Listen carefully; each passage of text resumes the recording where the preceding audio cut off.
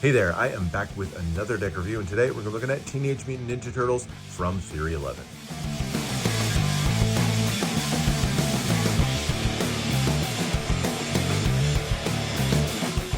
Few cartoons captured the spirit of 80s and 90s childhood quite like the Teenage Mutant Ninja Turtles. Their black and white comic book debut in 1984 was a bit of a surprise success, but it wasn't long before the four pizza-loving turtles were everywhere. By 1988, their show was a staple in the Saturday morning cartoon lineup, and kids everywhere were debating which was their favorite. For the record, the correct answer to that particular question is, of course, the bow staff wielding tech-savvy Donatello, with clever problem-solving approaches that always appealed to me. But whether, like me, you were a Donatello fan, or you preferred the stylings of Michelangelo, Leonardo, or Raphael, the quartet became absolute pop culture icons. And when it comes to bringing pop culture icons to playing cards, no one out there is doing it better than Theory11, who have made the Heroes in a Half Shell the subject of their latest deck. Now, if you can't tell already, the Teenage Mutant Ninja Turtles were a big part of my own childhood, so when I saw that this deck was being made, I was beyond excited. And before we jump into the deck, I want to give credit to the artists behind the deck. Oddly enough, you won't see them mentioned on the Theory11 product page, but they designed this deck with the help of Joshua Noom, who did most of the art. He's actually the artist behind the Rick and Morty deck, also from Theory11. And he designed the deck with the help of Clark Orr, who's also worked with Theory11 before on decks like Stranger Things. So big credit to those guys for the design work behind this deck. But excited to check it out, so let's get started. It all begins with the tuck box. This tuck box, like so many from Theory11, was made by Studio on Fire, and they do a phenomenal job with foiling and embossing. And this one is absolutely beautiful.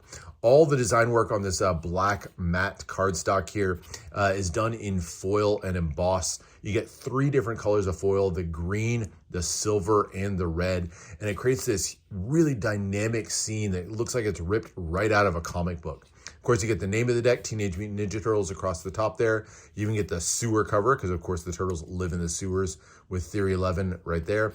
And then the turtles themselves are bursting through the front of the tuck box. Just such a dynamic comic book style pose there.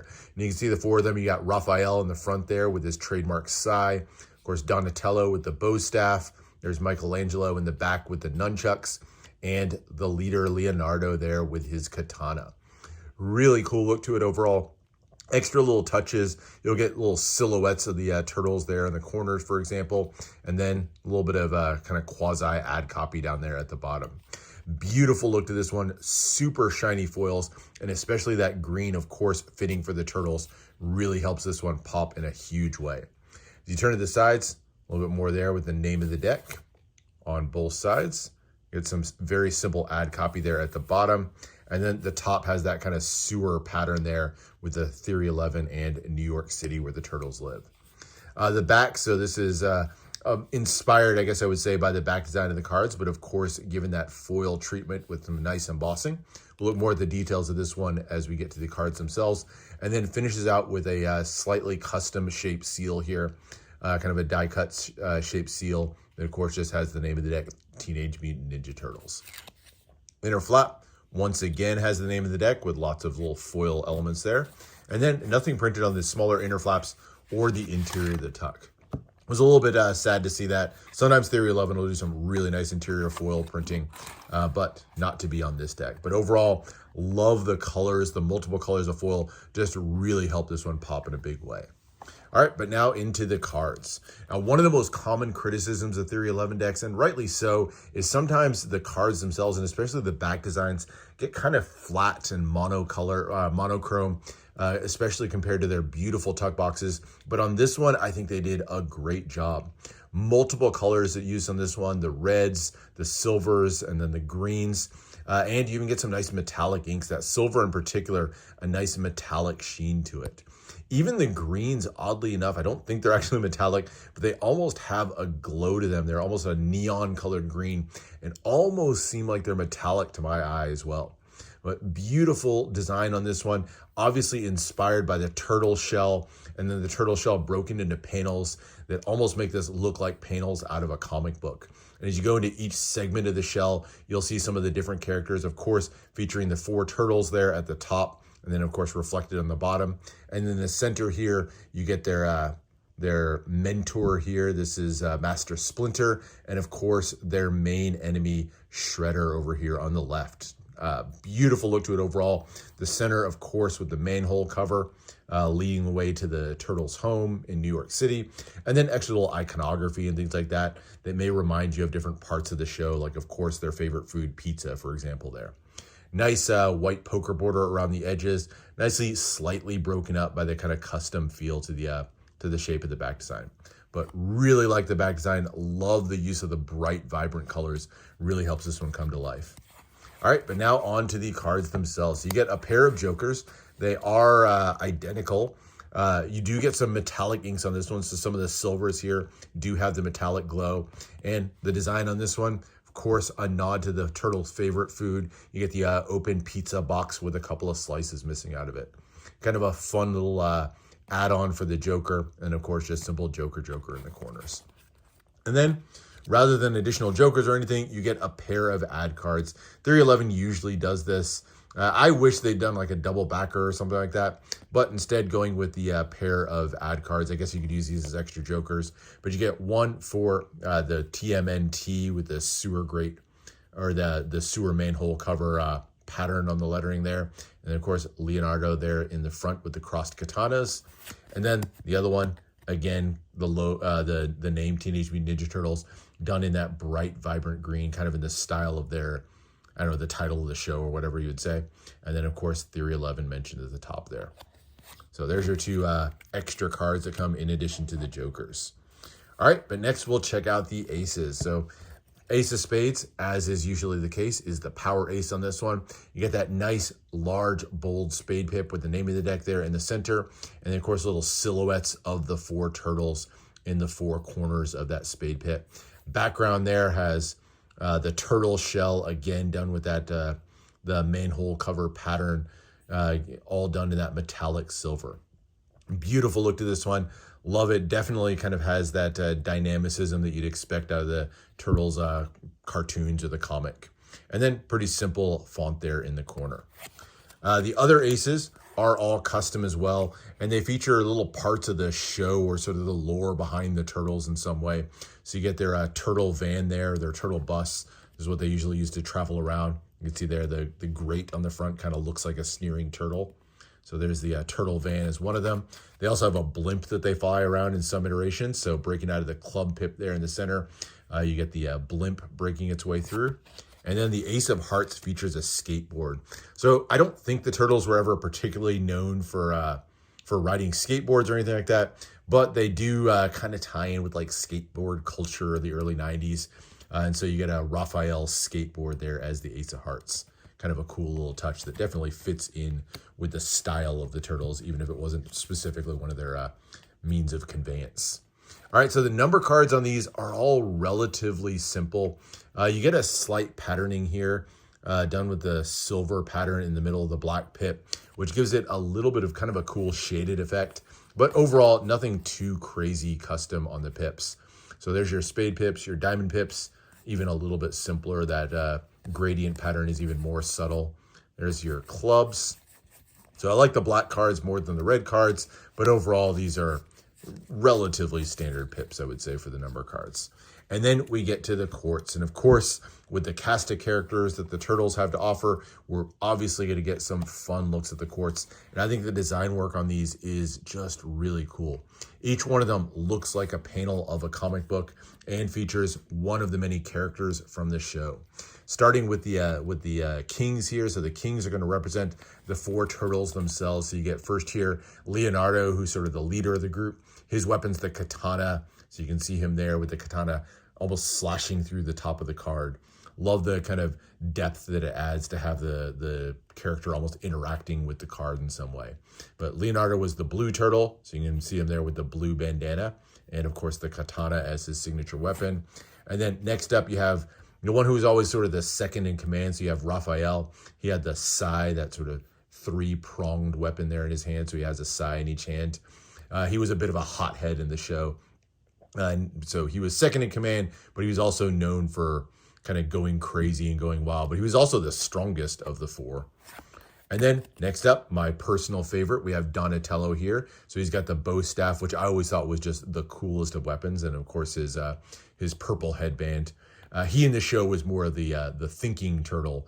So he was always the clever one, the inventor who invented a ton of the vehicles and weapons and things like that the turtles used throughout the show. And then finally, we have Michelangelo. So Michelangelo was sort of the comic relief character.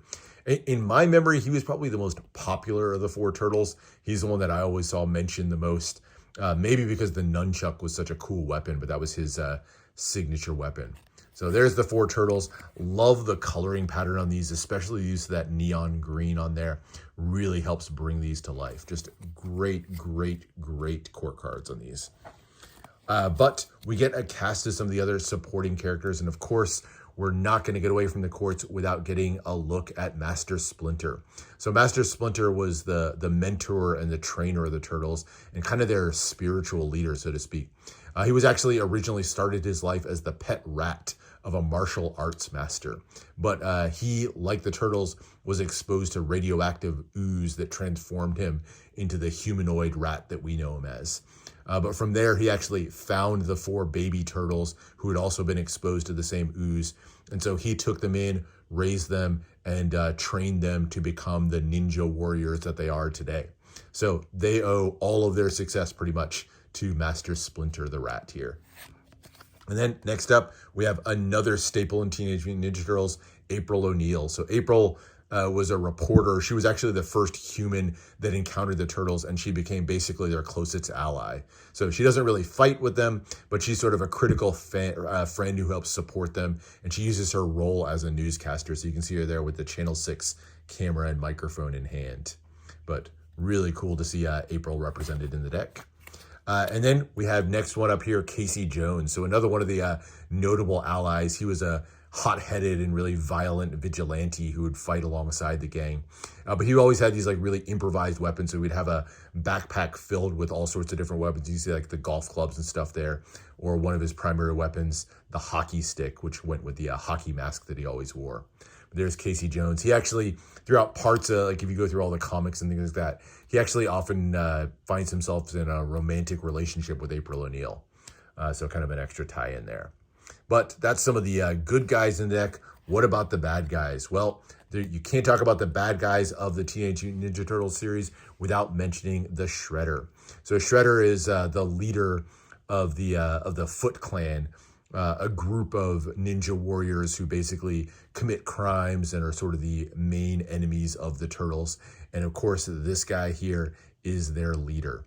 You can see him there with that really just awesome looking samurai inspired outfit, the spikes coming up, whether it's through the helmets or the claws that he wears, and this sort of vicious look to him. So he's the leader of the bad guys, if you will, and that main enemy that the Turtles are fighting week in and week out.